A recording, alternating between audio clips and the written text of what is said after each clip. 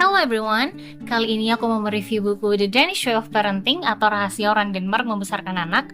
Buku ini ditulis oleh Jessica Joel Alexander, seorang peneliti budaya dan penulis, bersama Ivan Dissing Sandel, seorang psikoterapis dan konselor keluarga. By the way, kalian pernah dengar gak kalau Denmark adalah salah satu negara dengan tingkat kebahagiaan tertinggi di dunia? Setiap tahun, laporan World Happiness Report selalu menempatkan Denmark di posisi atas. Tapi kalau dipikir-pikir, mereka juga punya tantangan, seperti musim dingin yang panjang, pajak yang tinggi, dan berbagai permasalahan sosial. Lalu kenapa mereka tetap menjadi salah satu negara yang paling bahagia? Ternyata salah satu caranya ada pada cara mereka mendidik anak. Jadi buku The Danish Way of Parenting ini mengungkap metode pengasuhan khas Denmark yang dipercaya dapat membentuk anak-anak yang bahagia, percaya diri, dan juga adaptable. Buku ini merangkum 6 prinsip utama dalam pola asuh Denmark dalam akronim PARENT, P-A-R-E-N-T. Jadi yang pertama ada P atau play. Anak-anak Denmark diberikan banyak waktu untuk bermain bebas. Mereka tidak terbebani dengan jadwal les yang padat atau tuntutan akademik sejak dini. Contohnya, instead of memaksa anak kecil belajar membaca sejak TK, mereka lebih didorong untuk bermain di luar, membangun rumah-rumah dari kayu, atau berimajinasi di hutan kecil dekat rumah. Bermain dianggap sebagai cara alami bagi anak untuk belajar mengatasi konflik, mengembangkan kreativitas, dan membangun rasa percaya diri.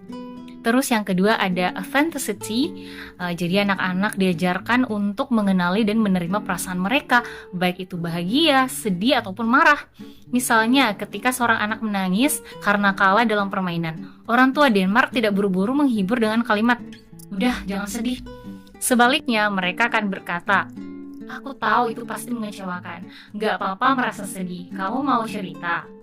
Dengan begini, anak-anak belajar memahami emosi mereka sendiri dan lebih jujur dalam mengekspresikan perasaan mereka. Terus yang ketiga, ada reframing atau memaknai ulang.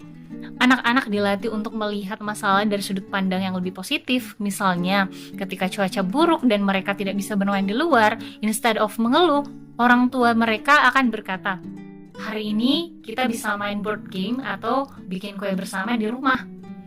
Ini membantu anak tumbuh dengan pola pikir yang lebih optimis dan fleksibel dalam menghadapi tantangan hidup. Terus yang keempat ada empathy. Jadi empati di sini bukan sekedar teori, tapi benar-benar diterapkan dalam kehidupan sehari-hari. Misalnya, jika seorang anak melihat temannya terjatuh dan menangis, orang tua akan bertanya, "Menurutmu bagaimana perasaan temanmu sekarang?" Dengan cara ini, anak-anak belajar memahami dan peduli terhadap perasaan orang lain yang membuat mereka tumbuh menjadi individu yang lebih pengertian dan sportif. Terus yang kelima ada no ultimatums. Orang tua Denmark jarang menggunakan hukuman keras atau ancaman seperti, "Kalau kamu gak mau makan, kamu gak boleh main." Nah, tapi sebagai gantinya mereka mengajak anak berdiskusi. Misalnya, jika seorang anak menolak makan, orang tua mungkin akan berkata, "Aku tahu kamu gak suka brokoli, tapi tubuhmu butuh makanan sehat. Gimana kalau kita cari cara lain supaya lebih enak? Mungkin dengan ditambahkan keju di atasnya." Nah, jadi cara ini membangun hubungan yang lebih sehat antara orang tua dan anak. Terus ada togetherness atau kebersamaan. Jadi orang tua Denmark itu punya konsep haiji, yaitu menciptakan suasana hangat dan nyaman bersama orang-orang tercinta.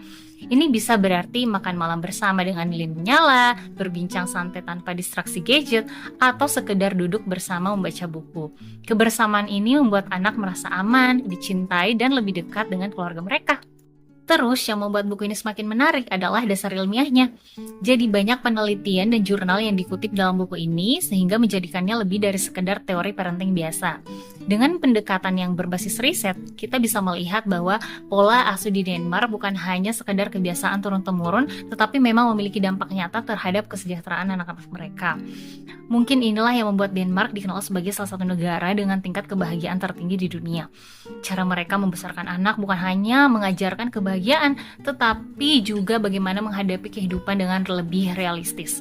Menariknya, pendekatan ini sebenarnya sudah lama tercermin dalam budaya mereka, termasuk dalam dongeng-dongeng klasik Denmark. Misalnya The Ugly Duckling yang mengajarkan tentang ketahanan dan menemukan jati diri.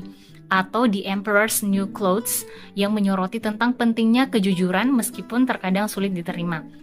Jadi dia nggak seperti dongeng-dongeng yang lain yang sering berakhir bahagia dengan jalan cerita yang sempurna. Kisah-kisah dari Denmark justru lebih realistis dan mengajarkan bahwa hidup penuh tantangan tetapi selalu ada pelajaran berharga di dalamnya. Jadi kalau kamu penasaran bagaimana cara membesarkan anak yang bahagia seperti di Denmark, buku ini bisa jadi jawabannya. So, let's get reading!